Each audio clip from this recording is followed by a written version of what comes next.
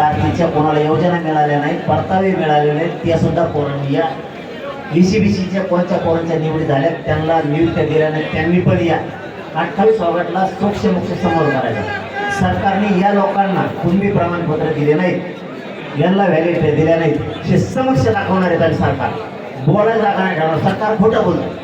व्हॅलिडिटीला ठेवल्या नाही म्हणतो, पेंडिंगच नाही असं म्हणतो, टेंडन्सी नाही असा फडणवीसांचा म्हणणं आहे. टेंडन्सी नाही, अधिकारी चुकीचा आकडा देत आहे. परत हैदराबाद गॅजेटनुसार अर्ज नाही, एकही पेंडन्सी नाही असं फडणवीस साहेब म्हणतात. आम्ही 28 ऑगस्टला तुम्हाला दाखवू, ऐका नाही.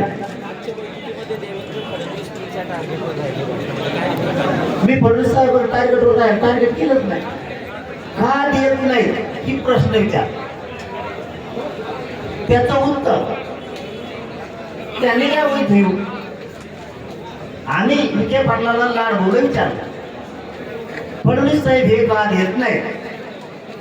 टार्गेट केलं नाही, 29च्या नंतर होऊ शकते. 29 ऑगस्टच्या नंतर मी मग कोणाला सोडणार.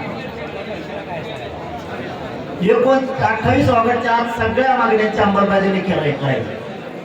जर केली नाही तर 29 ऑगस्टला भयंकर मोठं आंदोलन उभं राहणार आहे. राज्यातले मराठी पुन्हा एकवटणार आहे. पण आता घेतल्याशिवाय आम्ही माघारी जाणार नाही. सरकारने दिलेलं आश्वासन पाळलं नाही किंवा मग सरकार बदलले असं तुम्हाला वाटतं? मला वाटतं सरकार आणि अधिकारी काहीतरी मराठ्यांशी खोटा डावतात. त्यांनी जे आर काढले काढले, काही कोणते प्रमाणपत्र वाटप गॅजेटनुसार झाले तर झाले. काही अधिकारी व्हॅलिडिटी देत नाहीत, प्रमाणपत्र देत नाही. अधिकारी टाकले तर सरकारवर, सरकार त्या अधिकारी गॅजेट जर आमचं येतं त्यानुसार आम्हाला एक खडी लगेच वाटप पाहिजे. निर्णायक शेवटचं आंदोलन म्हणजे काय, लगेच पाहिजे. मराठवाड्यातल्या मराठ्यांना लगेच कोणतं प्रमाणपत्र वाचून टाका, गॅजेट प्रमाण देतो फितो नंतर फितर नाही, लगेच. हो, लगेच वाटप पाहिजे. 3 वर्ष वेळ द्यायला किती देतो सरकार.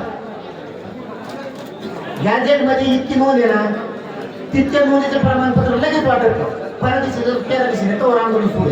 आज ती तुम्हाला कसं नाही केलं. मी तुम्हाला काय मागितला महिनाभर वेळ दिला, आता वेळ आहे.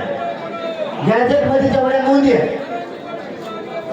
त्या नोंदीचं प्रमाणपत्र लगेच दे, तो आंदोलन सुरू. व्हॅलिडिटीच्या दाखल केलं त्या लगेच द्यायचं तो असो. जेवढे पोरं नोकरीला घ्यायचे राहिले ते लगेच घ्यायचे, तर सुटले आंदोलन.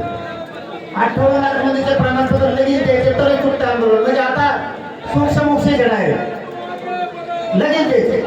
व्हॅलिडिटी पण लगेच द्यायचे.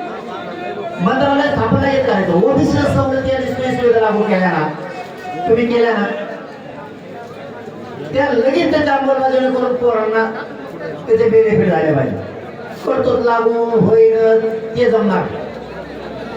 जेवढे विषय 23-24 या 24 विषयाचा कायमचा तुकडा इथंच बसून काढायचा. आंदोलन सुटल्यावर नाही, उपोषण सोडल्यावर नाही, त्याशिवाय सुटत नाही. इतकी टोकाची भूमिका आता आम्ही समाजाने शेवटची घेतली आणि 1 महिन्यात आम्ही पूर्ण मिळवणार. आणि कसं देत नाही त्याने बघ. सरकारने आता मुख्यमंत्री 2 उपमुख्यमंत्री यायचंय का नाही, आंदोलनाची दखल घ्यायची का नाही ते त्यांनी ठरवायचे. मराठी बघणार आहेत, नाही आल्यावर खरोखर मराठ्यांना फसवतच होते.